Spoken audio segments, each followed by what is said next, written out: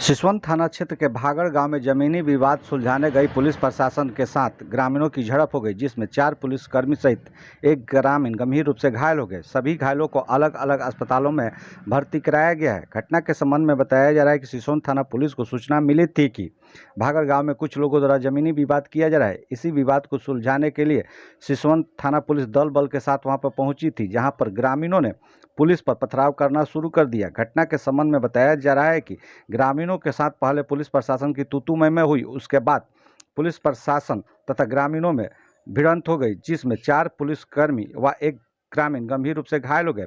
वहीं सभी को अलग अलग अस्पतालों में भर्ती कराया गया है। इस मामले को लेकर पुलिस प्रशासन द्वारा प्राथमिकी दर्ज की गई है। दर्ज प्राथमिकी में 30 लोगों को नामजद, वहीं 100 से ज़्यादा अज्ञात लोगों पर पुलिस प्रशासन द्वारा प्राथमिकी दर्ज की गई है। 9:15 बजे जो है थाना जज हमको बोले कि भागड़ गांव में महंत के पत्नी जो है दूरभाष पर ऐसी सूचना दी है कि वहाँ के लोग जो है उसके घर पर ईंटा पत्थर गाली गलौज कर रहे हैं, आप जा कर के देख लीजिए। हम यहाँ से गए तो जैसे ही छट्टू यादव के घर के पास गए तो वहाँ पर करीब 50-60 की संख्या में वो सब पहले से माने इकट्ठा होकर के बैठे हुए थे। और जैसे ही हम पहुँचे एकाएक जो है उन लोग लाठी डंडा ईंटा पत्थर हम पर बरसाने लगा। गाड़ी को सब क्षतिग्रस्त कर दिया, शीशा तीसा सब फोड़ दिया। हम लोगों को जो है ईंटा पत्थर से जो है मारने लगा। हम लोग किसी तरह से जान बचाकर वहाँ से भागे और भागे जो है रेफरल हॉस्पिटल सिवान आए, सिसवन आए और वहाँ पर जो है हम लोग अपना इलाज करवाए। जब होश आवास हुआ तो फिर जो है हम लोग थाने पर आए। आपका नाम? सुरेंद्र प्रसाद यादव। किस पद पर हैं आप? ASI के पद पर हैं। हमने के मैदान करके आवत होंगे तो यहाँ कहीं गाँव लोग तो कहते होंगे कि कहाँ जा रहे होंगे, सो मैदान करके आ रहे हैं। तो इतना ही बात, तो गोली माथाइन कि हमको छेड़ रहा था, बस उतना ही थप्पड़ मार दिए।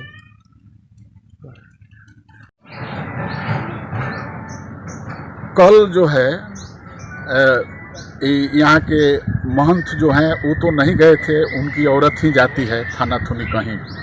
हम लोग उनको तो कुछ नहीं मानते हैं, लेकिन वो जा करके सुरेंद्र यादव जो जमदार साहब हैं, हमको लगता है कि थाना प्रभारी साहब के पास जाते तो समझा बुझा करके उनको भेज देते, नहीं आते। लेकिन ये आया करके जैसे ही लड़का शौच कर करके यहाँ 10 लोग बैठा था, जा रहा था, बस उतर करके और उसको चटकन से मार दिए, जिससे उसका कान का चदरा में चोट लग गया।